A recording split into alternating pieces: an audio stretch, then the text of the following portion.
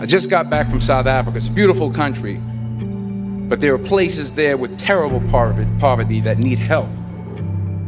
And Africa is just the tip of the iceberg. The Middle East needs your help. Japan needs your help. Alabama needs your help. Tennessee needs your help. Louisiana needs your help. Philadelphia needs your help. The world needs a lot, and we need it from you.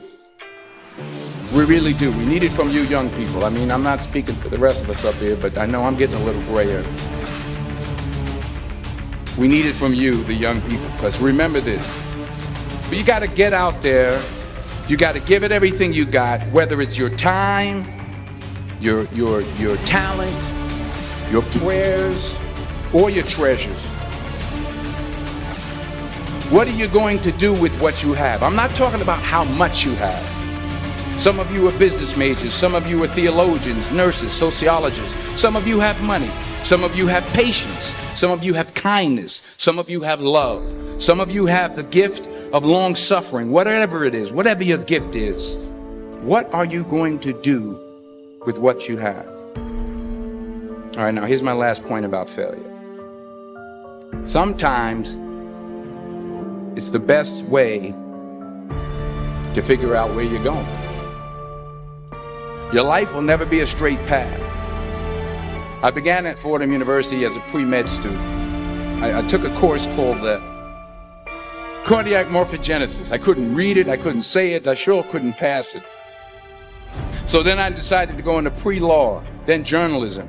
And with no academic focus, my grades took off in their own direction. I was a 1.8 GPA, and the university very politely suggested that it might be better to take some time off. I was 20 years old. I was at my lowest point. And then one day, and I remember the exact day, March 27th, 1975, I was helping my mother in her beauty shop. My mother owned a beauty shop up in Mount Vernon. And there was this older woman who was considered one of the elders in the town. And I didn't know her personally, but I was looking in the mirror, and every time I looked at the mirror, I could see her behind me, and she was staring at me. She just kept looking at me. Every time I looked at her, she kept giving me these strange looks. So she finally took the dryer off her head and she said something I'll never forget. She said, "Young boy, I have a prophecy, a spiritual prophecy." She said, "You are going to travel the world and speak to millions of people." And in the years that followed, just as that woman prophesied, I have traveled the world and I have spoken to millions of people through my movies.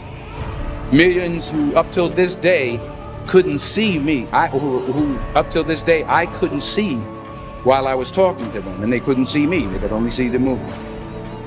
They couldn't see the real me. But I see you today, and I'm encouraged by what I see. And I'm strengthened by what I see. Because taking risk is not just about going for a job.